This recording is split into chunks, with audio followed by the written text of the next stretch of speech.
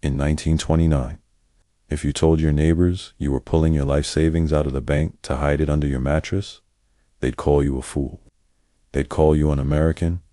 They'd say you were missing out on the new era of endless prosperity. But 3 years later, the fools were the only ones who could afford to eat. Today, we're told the system is safer than ever. We're told passive investing is the smart way to grow wealth. But beneath the surface, a familiar trap is being set. Meet Arthur. Arthur was a believer. He kept his money in the National City Bank and invested in the tech giants of his day, like RCA. He followed the experts. When the crash hit, the bank doors locked. Arthur didn't just lose his profit, he lost his principal. He ended up in a breadline. Then there's Silas. Silas was a skeptic. He didn't trust the digital ledgers of his time. He kept physical cash. While Arthur's wealth vanished, Silas's cash actually increased in value. Because the Depression was a deflationary event, prices for land and food dropped 30%. Silas's dead money became the most powerful tool in the county. He bought the land Arthur lost 4 pennies on the dollar. Fast forward to today, and we've built something I call the passive funnel. Over half the market is now passive. Every time you contribute to your 401k, the algorithm is forced to buy the biggest stocks, like Nvidia, Microsoft, and Apple, regardless of their price. This has created a usage crisis. These AI companies are drowning in so much investor cash, they don't know what to do with it.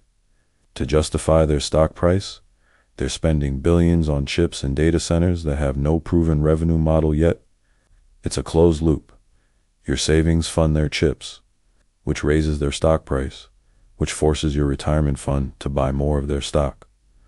If you want to know when the loop breaks, look at the macro siren, the gold-to-oil ratio.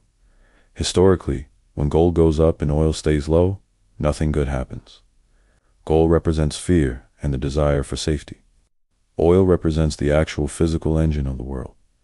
When they diverge, it means the financial world is terrified and the physical world has stopped moving. This ratio doesn't just predict recessions, it predicts major global shifts. In the early 1930s, the ratio spiked as the global engine stalled. When nations can't grow through trade, they historically turn to other means to restart the engine. We saw this ratio spike in 1972, in 1986, in 1993, in 1998, in 2008, in 2015, in 2020, and again in 2025. It's the signature of a system that is about to reset. The system wants your money working, which really means it wants your money fueling the AI arms race. But as Silas the farmer knew in 1929, there is a time when the most productive thing your money can do is nothing. When the passive funnel clogs and the gold-to-oil ratio screams of conflict, the person with mattress cash isn't a fool. They are the only person left with the money to survive the crash and buy the future when it goes on sale. Thanks for watching. Subscribe for more content that helps you see the patterns others miss.